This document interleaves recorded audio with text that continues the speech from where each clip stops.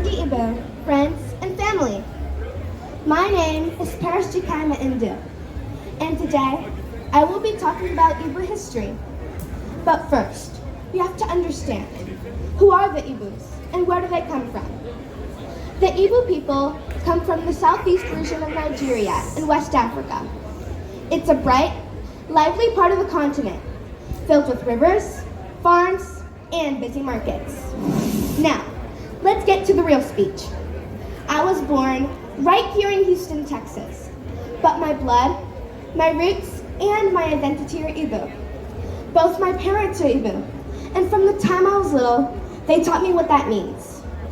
To be proud, to work hard, to be resilient, and to never forget where I come from. I am proud to be Igbo. Raise your hand if you are proud to be Igbo. Raise your hands if you're proud to be Igbo, ladies and gentlemen. I didn't see hands, I didn't see the hands. Good. I love that we are all proud Igbos. Standing before you today, I feel the power of that identity. The Igbo story is not just about struggle. It's about survival, greatness, and hope. It's about a people whose light has never gone out, even in the darkest times. When I think about Igbo history, I am reminded of the first Igbos brought to America centuries ago, taken from their homes, but never stripped of their spirit. One important moment in history is Igbo landing in 1803. Faced with slavery, our ancestors chose courage and dignity.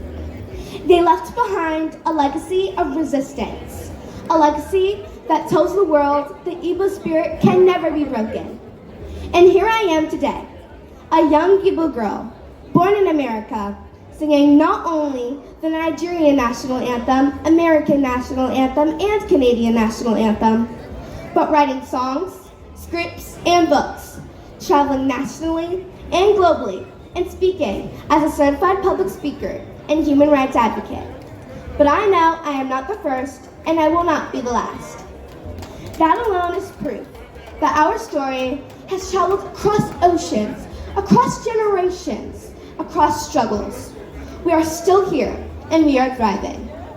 Ndi Ichie are doctors, engineers, lawyers, artists, entrepreneurs, professors, and leaders in every part of the world. And yet, no matter how far we travel, we carry our language, our tradition, and our faith with us.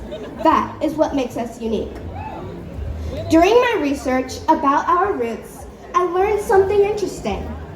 There's a saying that says, if you visit any country and you don't find at least one Igbo person there, you should leave immediately, because Ndi Ichie bless every country they step into.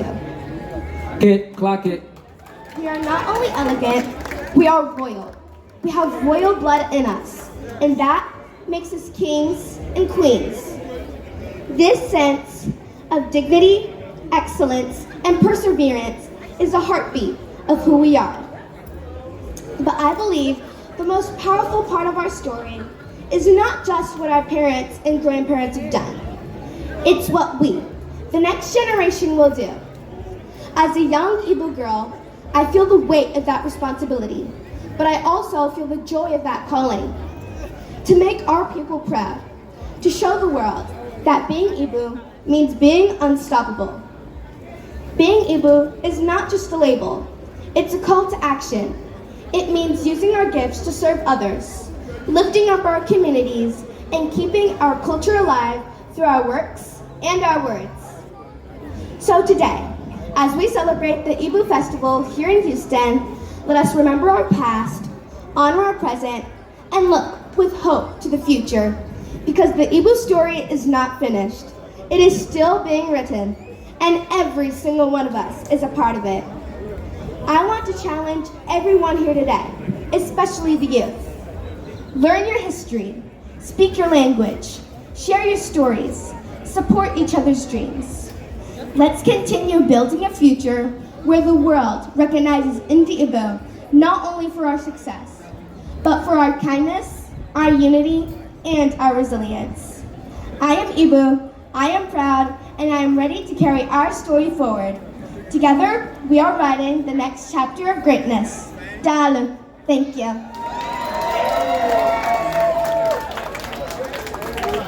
Make some noise! Igbo